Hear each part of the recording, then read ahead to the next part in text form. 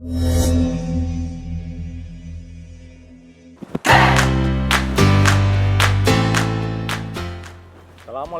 warahmatullahi wabarakatuh. Selamat pagi dan salam sejahtera untuk kita semua. Om Swastiastu, Namo Buddhaya, salam kebajikan.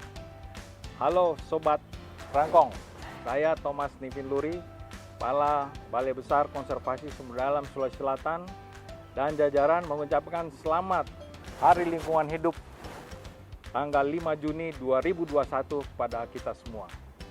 Sebagai negara mega biodiversity, Indonesia kaya akan sumber daya alam dan keanekaragaman hayati. Potensi sumber daya alam dan kehati ini tidak hanya dimanfaatkan untuk program pelestarian tumbuhan satwa liar dan ekosistemnya, serta untuk pembangunan ekonomi melalui wisata, tetapi juga berpotensi di sektor kesehatan dan sektor lainnya. Dalam rangka Hari Lingkungan Hidup yang jatuh pada tanggal 5 Juni 2021, Balai Besar Konservasi Sumber Daya Alam Sulsel bersama dengan Balai Rehabilitasi BNN Badoka Makassar menyelenggarakan event podcast dengan tema Nature Healing. Dengan kekuatan alam dan keaslian ekosistem, alam mampu memberikan kenyamanan dan penyembuhan secara alami. Bagaimana ceritanya? Silahkan join di acara event podcast Nature Healing bersama dengan Dr. Iman Firmansyah, spesialis kejiwaan sarjana hukum, Kepala BNN Badoka Makassar, dengan host Kakak Pascaramba Staf Balai Besar Konservasi Sumber Daya Alam Sulawesi Selatan pada hari Sabtu 5 Juni 2021 pukul 10 waktu Indonesia bagian tengah. Terima kasih. Salam konservasi, salam tangguh Indonesia.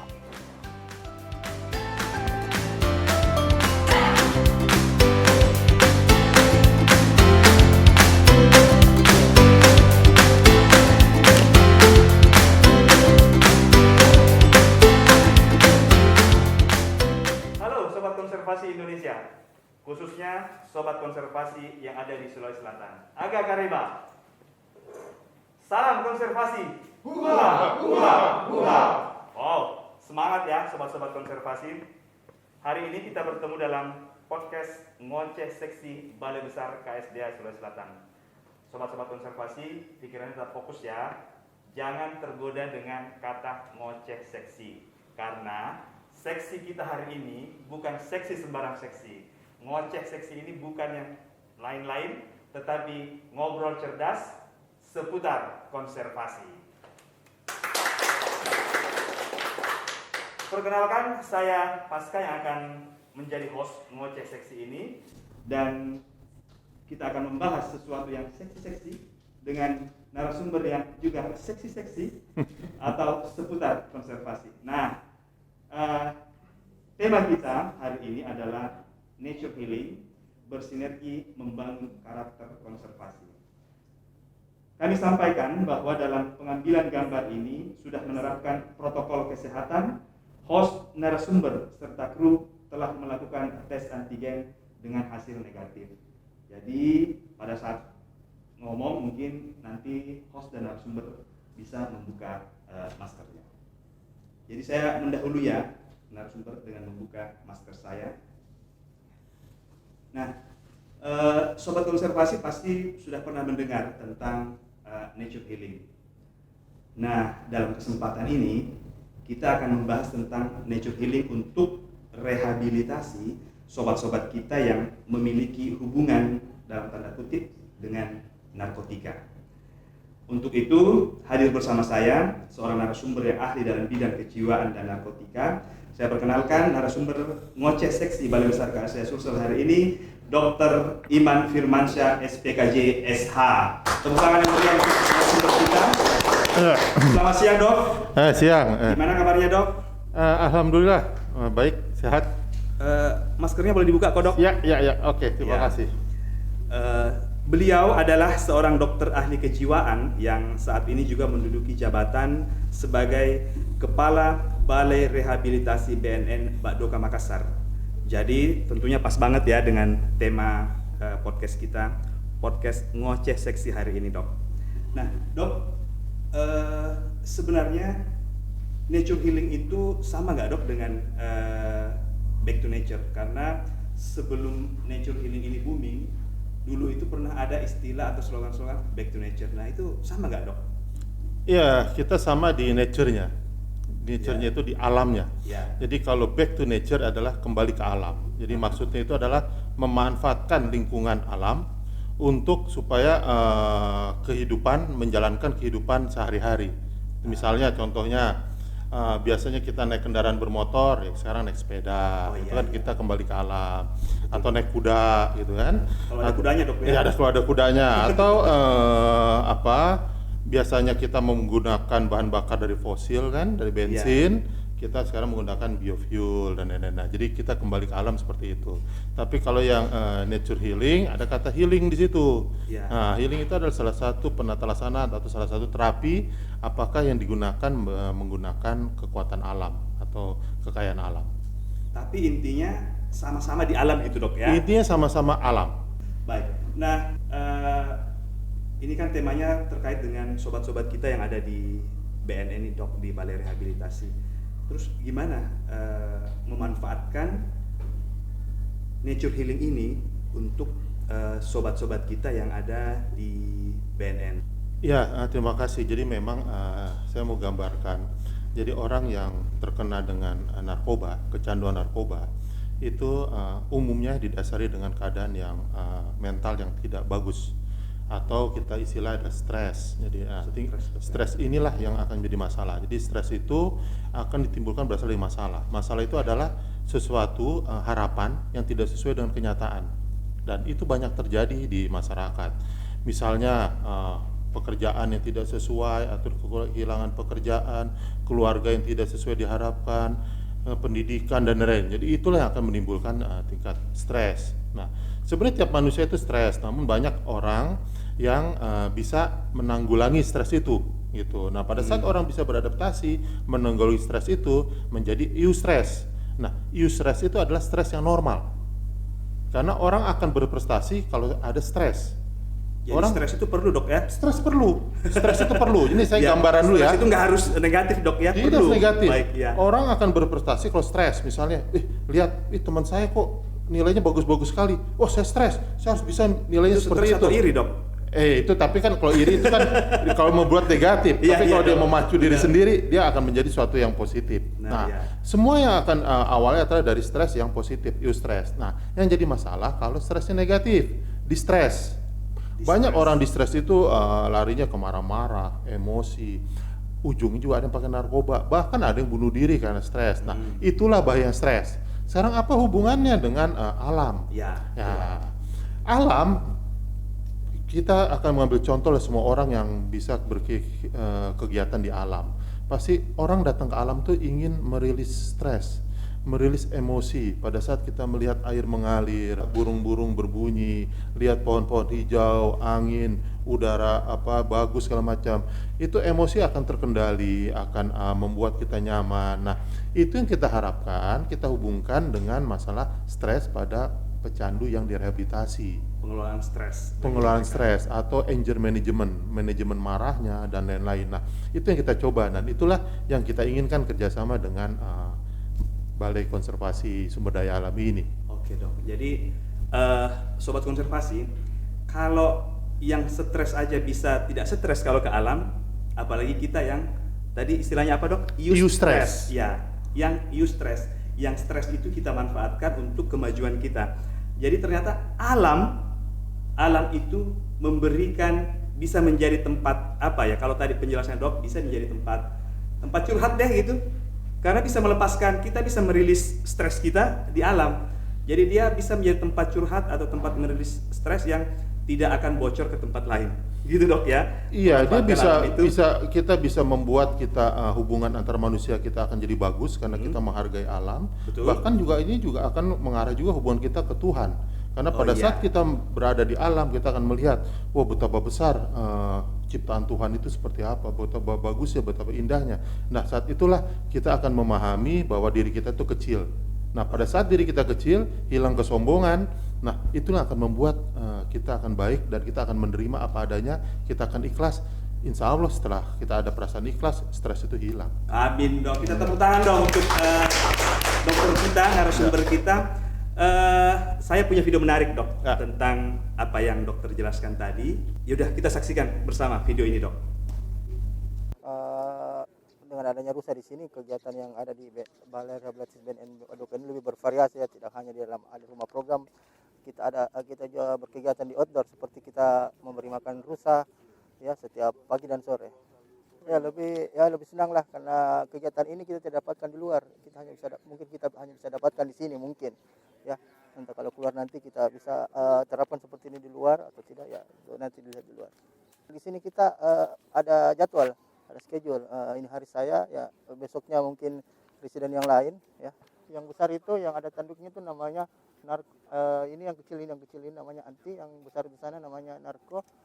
Ada yang satu lagi di sana yang tiduran namanya tika. Kalau ini sih dilindungi ya karena sudah agak langka. Ini jenis rusanya ini rusa timur. Saya menangkap sesuatu yang menarik nih dok. Karena ternyata ada narkotika loh ternyata ya pastilah ya badan narkotika. Ada narkotika hidup ternyata di BNN. Ada rusa yang bernama Narko dan ada yang betina bernama Tika. Jadi pas ini Balai Narkotika memelihara narkotika. Pas banget nih dok. Tapi yang kecil ada yang namanya anti. Jadi lengkap deh anti narkotika di Balai BNN. Jadi kalau Pak tiga dipanggil langsung anti narkotika. Oke dok. Saya tambahkan bahwa tambahan informasi bahwa ternyata Balai Besar KSD Sulawesi Selatan sudah membangun MOU dengan Balai Rehabilitasi BNN Baduka Makassar pada tahun 2019 tentang penguatan fungsi kawasan konservasi untuk rehab korban penyalahgunaan narkoba. Nah dok, dari video tadi bagaimana ketergantungan, apakah ada peningkatan positif terhadap kesembuhan teman-teman di BNN dengan keberadaan rusa-rusa tadi dok? Ya tadi yang saya bilang intinya kan orang yang menggunakan narkoba itu berawal dari stres. Stres yang tidak terkelola dengan baik. Nah, bagaimana caranya mereka itu bisa merilis stres atau bisa mengarahkan stres yang tidak baik itu menjadi baik? Bagaimana dia bisa stres terhadap narkobanya bisa berubah menjadi stres untuk berprestasi, menjadi stres yang bagus. Nah, itu harus dibuka dengan dia cinta terhadap alam. Itu dengan cinta terhadap alam, mencoba dia mengasihi alam. Alam itu kita ngomong tumbuhan dengan hewan ya. Nah, dia akan berusaha juga untuk mencintai diri dia sendiri gitu. Kalau kita melihat orang yang sayang terhadap binatang, mereka pasti juga akan menyayangi dirinya sendiri. Nah, dengan dia menyayangi diri sendiri, dia akan mencoba untuk supaya hidup dengan sehat ya. Seperti saya mengambil contoh dari kata-kata Shakespeare yang mengatakan bahwa cinta itu sangat hebat, harus ditimbulkan karena dengan cinta terhadap binatang bisa membuat binatang itu menjadi manusia atau kebalikannya, manusia menjadi binatang. Itulah hebatnya cinta. Itulah hebatnya cinta dok. Itulah hebatnya cinta. Nah, makanya itulah kita bangun cinta itu dulu apabila kita tidak mencintai apa yang kita lakukan, mereka akan tidak nyaman di tempat rehabilitasi. Mereka akan terpaksa. Tapi kalau kita cinta, indah sekali mereka melaksanakan rehabilitasi tersebut. Dan salah satu cara menimbulkan kecintaan kepada alam, berikan dia apa yang bisa dicintai, yaitu rusa tadi dok ya. Salah satunya rusa tadi karena ada banyak pohon dan binatang lain. Saya akan gambarkan stres itu kan ada secara fisiknya, dia ada tentang pengertian dari keadaan otaknya. Jadi mungkin saya akan singgung sedikit. Ada di otak namanya hormon stres, namanya kortisol. Itu ada memang dok ya? Ada. Setiap orang punya. Namanya kadarnya kortisol. Sama. Beda-beda, tergantung stresnya masing-masing. Namanya kortisol. Nah, itu ada mekanismenya. Makin banyak kortisol itu banyak, dia akan meningkatkan stresnya makin banyak dan orang itu makin susah untuk terkendali. Nah, sekarang gimana mengendalikan hormon stres tersebut? Nah, salah satunya kita kembali ke alam. Bisa dengan olahraga. Olahraga pun bisa di alam juga. Jadi alam ini banyak sekali mengandung makna yang bisa kita laksanakan itu. Kita lihatlah orang yang tinggal di pedesaan itu umumnya stresnya lebih berkurang dibanding orang yang tinggal di perkotaan atau di daerah yang macet atau yang di daerah yang ramai. Kita bisa lihat gimana kehidupan mereka dan lain-lain. Nah, itu ada contoh kecil lah seperti itu. Jadi memang di otak manusia itu ada hormon stres. Jadi bawaan dok ya, mau tidak mau pasti Mau stres. tidak mau semua orang punya hormon stres. Sekarang gimana mengendalikannya? Atau kita membantu supaya hormon stres itu dikendalikan dengan baik. Solusinya? Solusinya Nature healing. nature healing salah satu. Siap dok, tepuk tangan dok untuk nature healing kita. Nah, saya bacakan studi terbaru terhadap nature healing. Nah, studi terbaru terhadap nature healing mengaitkan sifat untuk meredakan gejala terhadap masalah kesehatan seperti penyakit jantung dan kanker. Bahkan nature healing ini dapat memanfaatkan beragam hal dari alam. Salah satunya adalah sumber air panas. Untuk sobat-sobat konservasi yang ada di Indonesia, khususnya Sulawesi Selatan, di mana bisa mendapatkan nature healing berendam air panas yang alami, yang sudah dikelola dengan baik, yang aromanya tidak berbelerang, itu sobat konservasi dapat menikmati itu di Taman Wisata Alam Leca.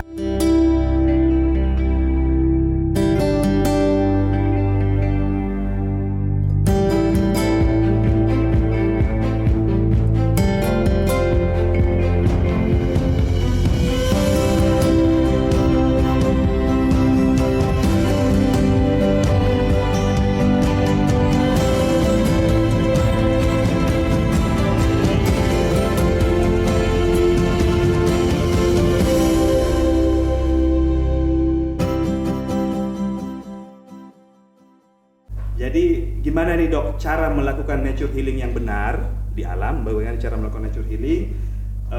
Kapan harus dilakukan? Durasinya bagaimana? Dan dampaknya setelah itu apa buat kita? Gimana dok? Iya, intinya kita dalam melakukan kegiatan di alam itu pertama adalah benar-benar kita memang fokus di alam itu. Jangan misalnya saya mau ke alam tapi pikirannya ada di rumah, di tempat kerja, ada di tempat kegiatan. Itu tinggalin dulu ya dok bebannya. Tinggalin dulu beban gitu. itu. Jadi kita fokus memang kita ingin kembali ke alam gitu. Siap. Bahkan jika memungkinkan, nah tidak ada alat-alat elektronik, gadget, handphone. Jadi gitu, selama di alam benar-benar kita tuh menikmati alam, tidak terganggu dengan suara gangguan. Dipanggil nih ada tukang utang nunggu di rumah kan, tidak seperti itu. Nah, Ada jadi debt collector nih. ada debt collector nih datang nih gitu kan. Nah, jadi memang seperti itu. Nah, untuk Dok. berapa waktu lamanya itu tergantung kebutuhan kita masing-masing. Karena Siap, apa? Dok, ya. Yang penting intinya adalah kualitas, bukan kuantitas. Oh, siap. 10 hari di gunung tidak ada gunanya dibanding hanya 1 jam di gunung, tapi kita fokus kita melakukan di alam. Tapi kalau 10 hari di gunung hanya kerjanya hanya telepon-teleponan, Selfie-selfie, Dok. Selfie-selfie. Ya, biar- Tujuannya hanya untuk foto-foto, tapi bukan tujuannya untuk merilis jiwa kita, merilis sehat kita. Jadi memang ada pada fisik yang sehat itu terdapat jiwa yang sehat. Siap. Untuk mencapai jiwa yang sehat, kita hindari tadi kondisi-kondisi yang mempunyai masalah tadi, stres, depresi, cemasan dan lain-lain. Dan itu bisa dilaksanakan di tempat yang alam. Iya. Gitu. Jadi waktunya tepat, tempatnya tepat, Ya. niatnya tepat, semuanya harus tepat. Harus tepat. Baru akan mendapatkan manfaat dari Ya. nature healing ini. Nature healing. Nah, tempat yang tepat di mana? TWA Leca. Kita kayak nyebur di kolam bathtub di rumah lah. Iya. Tidak ada bau apa-apa. Hanya bedanya lebih hangat, panas. Lebih hangat, ya. Itu. Kita sudah berkeliling, tempatnya sangat indah, sangat enak, dan dalam situasi Covid ini adalah wisata yang paling bagus. Ya. Pertama di luar alam, ya kan? Kita melihat alam, lalu air panas, itu. Jadi saya sekali lagi berterima kasih pada Pak Thomas. Gitu. Nah, bagaimana teman-teman konservasi, sobat konservasi? Dapat pencerahan? Kita berharap teman-teman dan kita semua mendapatkan pencerahan dari obrolan ngoceh seksi kita ini. Kita mendapat pengalaman yang seksi tentang nature healing.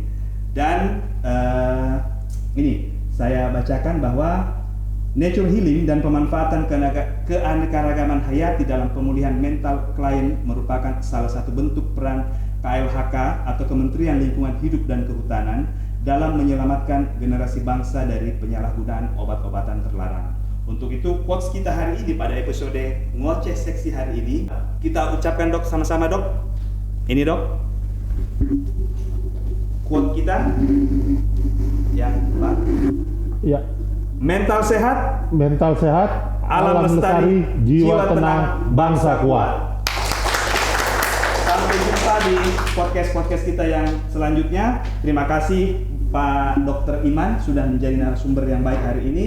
Dan jangan lupa tekan loncengnya, subscribe agar mendapatkan pemberitahuan tentang podcast selanjutnya dari Balai Besar KSDA Sulawesi Selatan. Terima kasih, sampai jumpa.